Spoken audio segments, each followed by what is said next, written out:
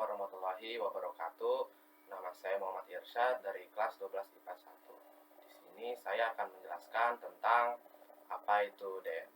tentang substansi genetika. Eh, saya akan menjelaskan tentang apa itu DNA, apa itu RNA, apa itu sintesis protein, dan fungsi jenisnya. Pertama ada DNA atau deoksiribonukleik acid. DNA adalah molekul yang berisi aneka informasi tentang setiap organisme penyusunnya dan diturunkan dari anak ke orang tua. DNA ada di setiap sel manusia dan berfungsi untuk memberikan instruksi pada tubuh untuk tumbuh, berkembang, dan bereproduksi. Kemudian sifat-sifat DNA. Sifat-sifat DNA ini pertama yaitu merupakan material kromosom yang membawa informasi genetik lewat aktivitas pembelahan sel. Kedua, jumlah DNA konstan di setiap jenis sel dan spesies. Yang ketiga, kandungan di dalam sel bergantung dari sifat ploidi atau genom sel, jumlah kromosom di dalam sel. Yang terakhir dapat melakukan replikasi. Lalu ada fungsi DNA. Fungsi DNA yang pertama itu membawa informasi genetik, yang kedua memiliki peran dalam pewarisan sifat, yang ketiga mengekspresikan informasi genetik, yang keempat menyintesis molekul kimia lain, dan yang terakhir menduplikasikan diri atau bereplikasi. DNA merupakan suatu senyawa kimia yang penting pada makhluk hidup.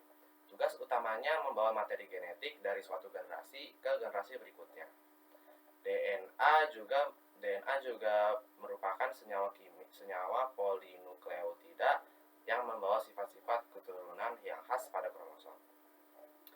DNA itu penting dalam hal hereditas. Lalu struktur DNA. DNA merupakan sebuah polimer yang terdiri dari satuan-satuan berulang yang disebut nukleotida. Tiap-tiap nukleotida terdiri dari 3 komponen utama, yaitu ada gugus fosfat, gugus deoksiribosa, dan yang terakhir basa nitrogen atau nukleobasa. Pada DNA, nukleobasa yang ditemukan adalah adenida yaitu A, guanina yaitu G, serta golongan pirimidin yaitu sitosina atau C, dan timina yaitu T.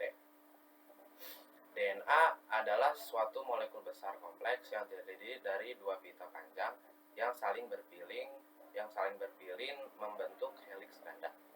Dengan setiap pitanya merupakan suatu polimer dari ratusan hingga ribuan nukleotida.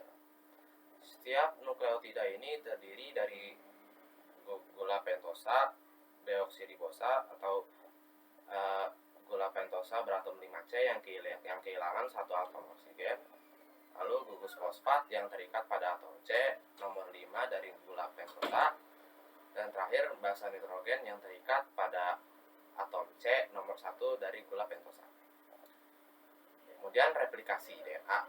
Replikasi DNA adalah proses penggandaan rantai ganda DNA.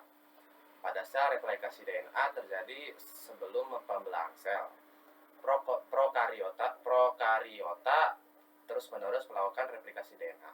Pada eukariota, waktu terjadinya replikasi DNA sangatlah diatur, yaitu pada siklus sel sebelum mitosis atau meiosis 1.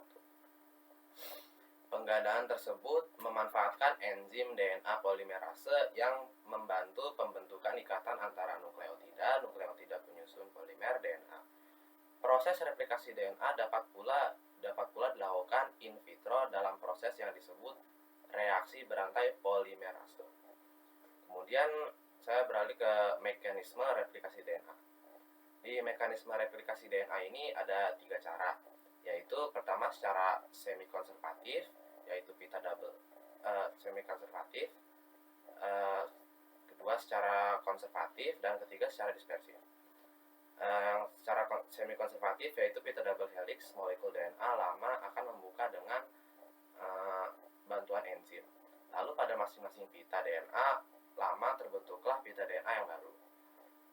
Dua, secara konservatif, yaitu molekul dari DNA yang lama tetap atau tidak membuka. Lalu di samping setiap molekul DNA lama dibentuklah molekul DNA yang baru. Yang ketiga dan terakhir secara dispersif. dibungkus menjadi beberapa bagian, kemudian pada setiap potongan tersebut dibentuk DNA baru. Lalu saya akan jelaskan mekanismenya. Yang pertama itu enzim helikase membuka heliks ganda DNA induk. Lalu protein pengikat untai tunggal menstabilkan DNA induk yang terbuka.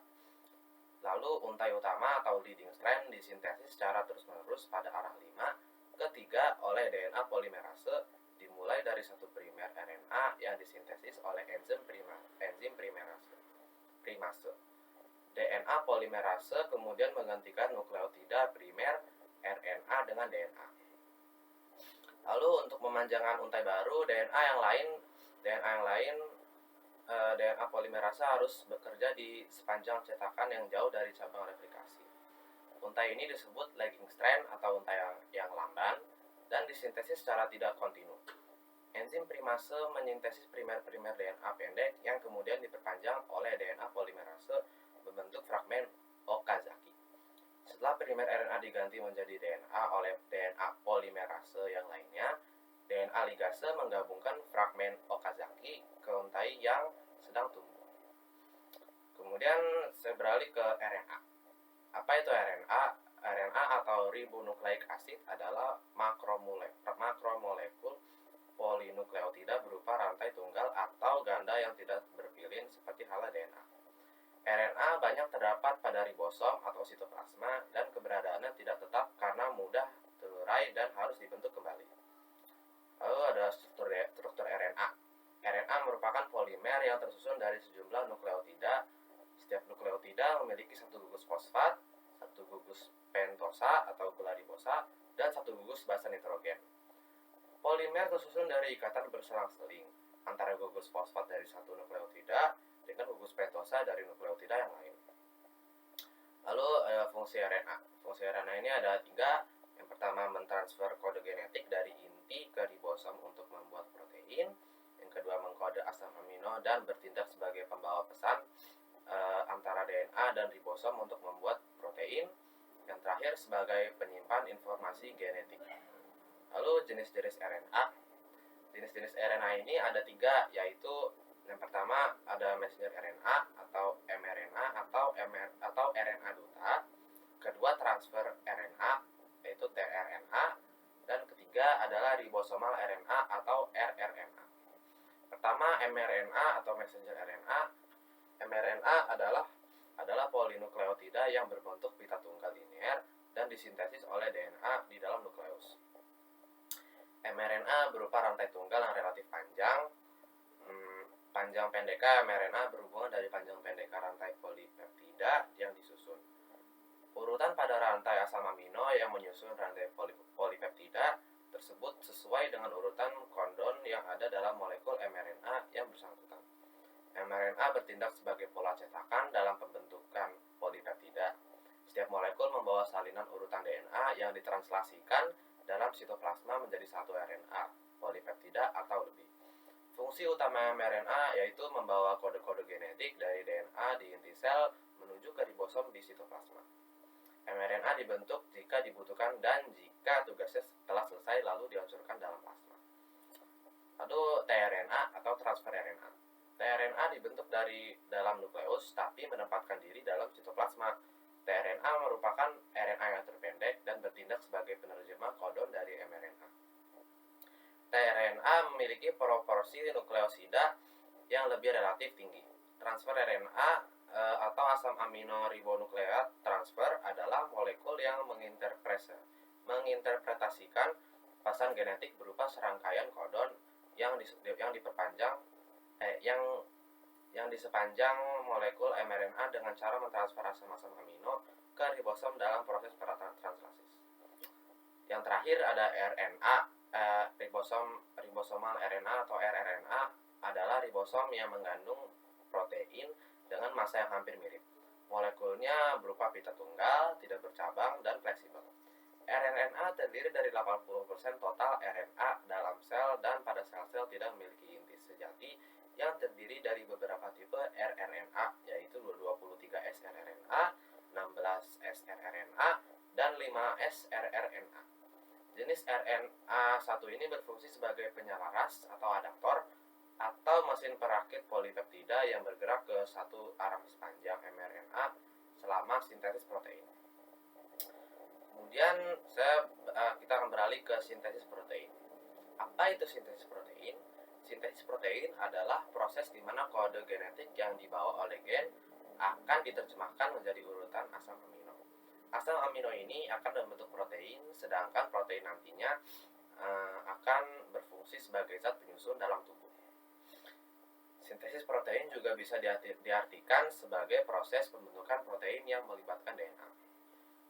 DNA sendiri merupakan materi genetik yang terdapat di dalam sel makhluk hidup. DNA terdiri dari kode genetik yang berupa urutan basa nitrogen.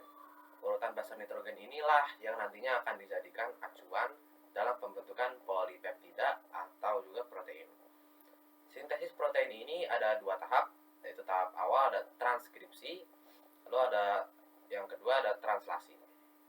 Nah, transkripsi yaitu proses sintesis protein di tahap awal ini merupakan proses di mana terjadi penyalinan sebagai molekul DNA. Penyalinan ini dilakukan karena lokasi DNA ada di nukleus, sementara proses pembentukan protein yaitu ribosom yang terletak pada sitoplasma. Dikarenakan DNA tidak mampu bergerak sendiri ke ribosom, maka DNA butuh penggerak yaitu RNA polimerase atau mRNA untuk mendatangi DNA, menyalin kode genetik atau membuat cetakan, lalu memindahkan salinan DNA tersebut ke ribosom. Maka dalam hal ini mRNA disebut sebagai pembawa pesan. Seperti yang tadi saya jelaskan, messenger RNA. Dalam proses transkripsi dibagi menjadi 3 tahapan, yaitu ada inisiasi, elongasi, dan terminasi. Pertama, inisiasi. Ketika RNA polimerase menempel pada promotor gen, lalu RNA polimerase akan membuka untai ganda DNA. Lalu kedua ada elongasi. Elongasi ini yaitu proses penyusunan nukleotida RNA di sepanjang utas DNA pencetak. Penyusunan nukleotida RNA terjadi sebagai berikut, yaitu salah satu utas DNA pada sebuah gen akan berperan sebagai cetakan untuk menyusun nukleotida RNA. Utas ini disebut utas pencetak atau template. Nukleotida RNA kemudian akan disusun membentuk rantai RNA duta berdasarkan urutan basa nitrogen pada DNA pencetak. Misalkan, apabila pada DNA pencetak atau template terdapat pada basa nitrogen timin, maka nukleotida RNA yang tercetak adalah basa. Nitrogen adenin, basa nitrogen guanin akan mencetak sitosin, basa nitrogen adenin akan mencetak urasil, begitupun seterusnya. Kemudian RNA polimerase akan kembali berjalan menuju ke terminator dan akan membentukkan mRNA atau messenger RNA. Ketiga, yang terakhir ada terminasi. Ketika RNA polimerase dan RNAD telah sampai di terminator, maka proses transkripsi selesai. DNA, RNA, duta, dan RNA polimerase akan memisahkan diri. RNA duta yang dihasilkan dari proses ini akan keluar dari nukleus menuju sitoplasma untuk mengalami tahap translasi. Nah, ini translasi adalah penerjemahan kode genetik RNA menjadi urutan asam amino pada tahap ini. Pada tahap ini akan disintesiskan polipeptida menggunakan kode genetik dari mRNA atau messenger RNA di dalam ribosom oleh tRNA atau transfer RNA dengan bantuan enzim sintesis tRNA aminoasid. Proses ini terjadi di sitoplasma.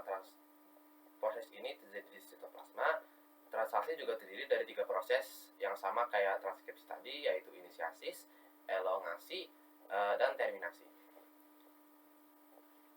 Hal yang penting dari translasi yaitu yang pertama, RNA yang disintesisnya diarahkan oleh gen pada berkas DNA sebagai pembawa pesan disebut sebagai RNA duta. Setiap 3 basa nitrogen pada RNA duta akan membentuk kodon. Setiap kodon akan mengkode suatu jenis asam amino tertentu. Urutan kodon pada RNA duta inilah yang nantinya akan berperan dalam menentukan jenis asam amino yang akan ditambahkan selama proses penyusunan polipeptida. 3. Terdapat 4 kodon yang berbeda fungsinya dengan kodon yang lain, yaitu kodon start, itu AUG. Selain berfungsi mengkode asam amino metionin, AUG juga berperan sebagai kodon pertama yang memulai proses translasi. 2. Ada kodon stop, yaitu UAA. UAG, dan UGA. Ketiga kodon ini memicu berakhirnya proses translasi. Kodon ini disebut juga dengan kodon nonsense, yaitu kodon yang tidak bermakna karena tidak mengkoda jenis asam amino apapun. Lalu tahapan translasi. Yang pertama, inisiasi diawali dengan ribosom unit kecil berikatan pada RNA duta di bagian start codon, yaitu AUG. Setiap asam amino dibawa menuju ribosom oleh RNA transfer, yaitu RNA-T. Setelah start codon berikatan dengan antikodon spesifiknya. Ribosom unit besar kemudian berikatan untuk membentuk kompleks translasi. Yang kedua, ada elongasi. Ribosom unit besar memiliki 3 situs ruangan, yaitu situs E, P, dan A. Selama elongasi, ribosom akan membaca kodon-kodon yang berada di situs A. Pada tahap ini, asam amino yang telah dikode oleh kodon di situs A akan dibawa oleh RNA-T yang memiliki antikodon yang sesuai. Lalu asam amino di situs P akan terputus dari tRNA-nya lalu berikatan dengan asam amino di A. Ketika ribosom digeser, tRNA yang kosong berpindah ke situs E dan akan keluar dari kompleks translasi. Karena situs A kosong, maka RNA-T yang selanjutnya dapat masuk membawa asam amino yang sesuai ke dalam situs A. Selanjutnya, asam amino di situs P akan berikatan dengan asam amino di situs A. Begitu seterusnya sehingga membentuk rantai asam amino. Yang terakhir, terminasi terjadi apabila ribosom mencapai stop codon, yaitu UGA, UAG yang tadi saya bilang. Faktor pelepas akan berkaitan dengan stop codon yang memicu polipeptida akan terlepas, serta kompleks translasi terurai. Lalu polipeptida yang dihasilkan akan diproses menjadi protein tertentu. Segitu saja penjelasan dari saya. Mohon maaf